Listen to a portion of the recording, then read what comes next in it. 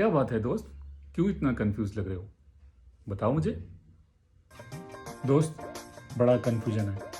ये global warming ने मेरे दिमाग का दही कर दिया है। आज मैं तुझसे कुछ सीरियस वाले क्वेश्चन पूछने वाला हूँ। यार तू सही सही आंसर देना। हाँ हाँ ऑफ कोर्स, जो पूछना है पूछ। यार पहला सवाल, तू बोलता है कि ग्लोबल वार्मिंग हो रही है, पृथ्वी गर्म हो रहा है। कहाँ गर्म हो रहा है? इतना ठंड पड़ रहा है, मैंने लेदर का जैकेट पहन रखा है, बारिश हो रही है, बर्फ पड़ रही है। कहाँ कहाँ है गर्मी?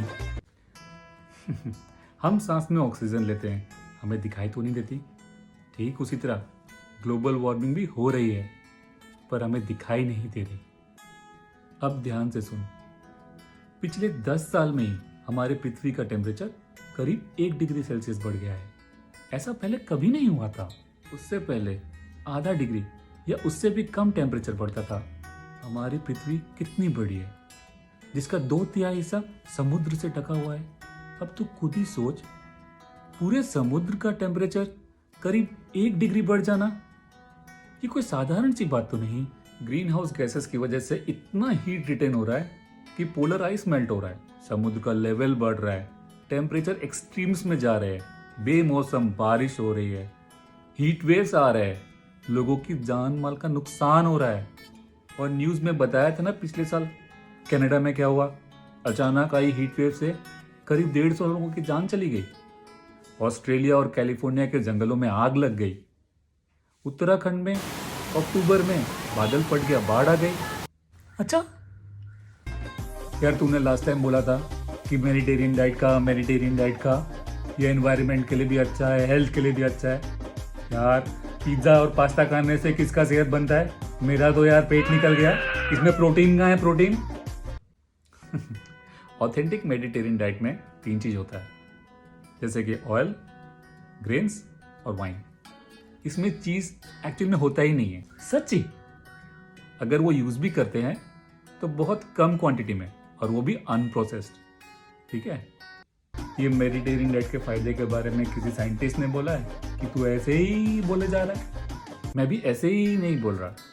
मेडिटेरियन डाइट के ऊपर काफ़ी रिसर्च हो चुका है और ये प्रूफ हो चुका है कि ये ग्लोबल वार्मिंग कम करने के लिए बेस्ट डाइट है।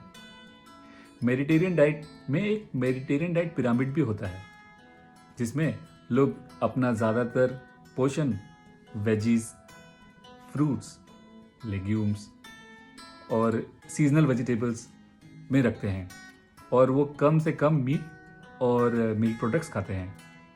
अगर आपको भी इसके बारे में जानना है तो मैं इसका लिंक डिस्क्रिप्शन में दे दूंगा।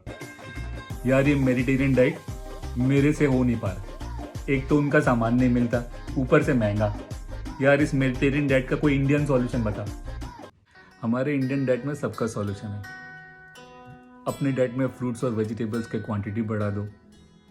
अगर तुमको नॉनवेज खाने का शौक है तो फिश और पोल्ट्री ज़्यादा खाओ बजाय रेड मीट के, और रिफाइंड की जगह होल ग्रेन्स पे ज़्यादा कंसंट्रेट करो, जैसे होल व्हीट आटा, whole brown rice, oats, millets.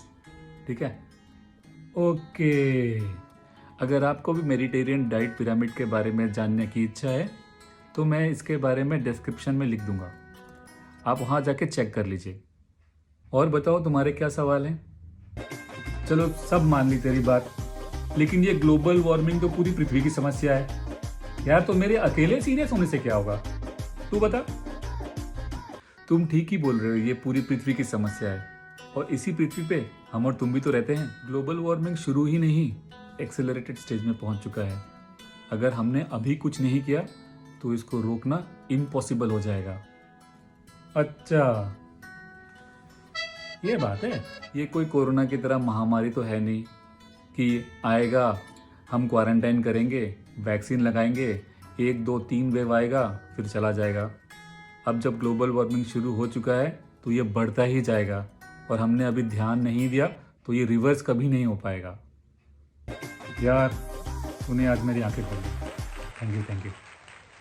हम सब लोग कुछ ना कुछ कर सकते हैं ग्लोबल वार्मिंग को कम करने के लिए, जैसे कि रेड मीट ना खाएं, अननेसेसरी लाइट और फैन ना चलाएं, रेड लाइट पे अपनी गाड़ी बंद रखें, और ऐसे ही इंटरेस्टिंग एक्टिविटीज़ जिसके द्वारा हम कार्बन एमिशन कम कर सकते हैं, मैं अपने वीडियो में डालता रहता हूँ। जानने के लिए मुझे लाइक और फॉलो करिए। अरे लाइक ही क्यों, सब्सक्राइब भी करना। तो see you in my next video, तब तक के लिए बाय।